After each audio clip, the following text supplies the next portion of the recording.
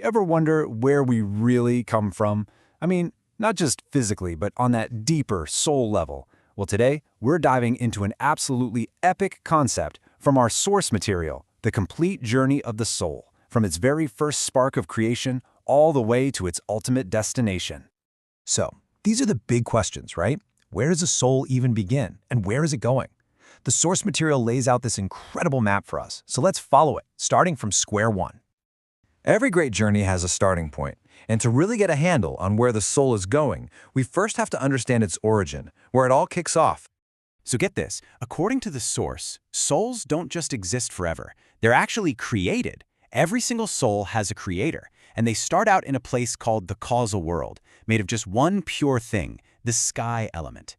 This starting point is super important because it defines their initial power and what they're capable of. But of course, a soul doesn't just hang out in one place. From that origin point, it starts a massive journey, moving through all these different worlds and realms. Let's take a look at how that path unfolds. Now, to track this journey, you need to know this one key term, kala. The easiest way to think about kala is like a soul's power level, its spiritual energy. It's simple. The more kala a soul has, the more powerful and elevated it is. It's pretty much the main stat for this whole journey. And this progression here shows you the ladder perfectly. Souls start out with just 1 to 100 kala, but they can climb up through these different levels, eventually reaching a state called Behad, which basically means limitless. The takeaway is really clear. More kala equals a more powerful, more capable soul. Now here's where it gets really interesting. As a soul's kala changes, its actual form changes too. It starts to inhabit different kinds of bodies and experience totally different states of being. So what do these transformations look like? The source breaks it down into two fundamental states.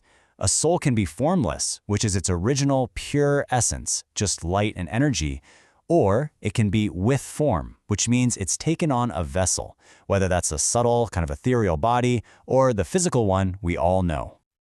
Okay, let's talk about the top tier, the absolute peak state a soul can reach. It's called Sattva guna. This is a state of pure divinity. The soul has a subtle body made of the supreme element. And what's incredible here is that its thoughts are so powerful, they manifest instantly. You think it, it happens. And its aura is just this pure, brilliant white light. But from that peak of purity, the journey continues downward into Rajo guna, the state of action. The soul starts to create things, but here's the catch. The very act of creation starts to use up its energy. It takes on a more complex body made of 3 elements, and its thought power, which was once instant, starts to weaken. And the journey then descends all the way to Tamo guna, the state of ignorance. This is where the soul gets a dense, physical body and becomes completely clueless about its own divine nature. Its thoughts have lost their creative spark, and it's basically trapped in the material world. This chart maps the whole thing out perfectly. You can see how it all connects. The soul starts out formless in the highest world, Param. Then it descends, picks up a subtle body, first in the pure Sattva state in a place called Shivpuri, then in the active Rajo state in Vishnupuri, and finally it takes on a physical body, entering the Tamo state of ignorance right here on Earth. So this whole descent brings the soul to its final stop in the cycle, our physical world.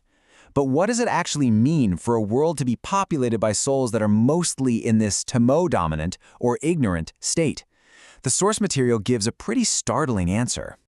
The source text makes this really powerful connection. It says that when the collective consciousness of souls becomes Tamo-dominant, when it's just overwhelmed by ignorance and materialism, the natural world itself actually responds and disasters start to happen. And here's the kicker. The source makes it crystal clear. This isn't just some abstract theory. It claims that this Tamo-dominant state, and the effect it has on nature, is exactly what we're seeing on Earth right now.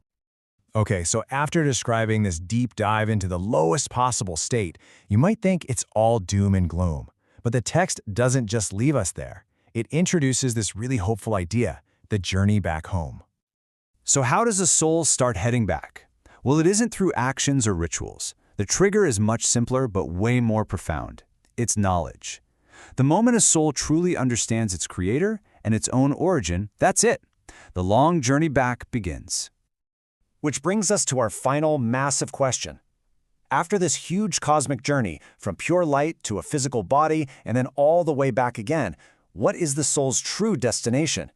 Is it just a return to the starting line, or is it something else entirely? The source material leaves us to wonder about that ultimate purpose. Thanks for exploring it with us today.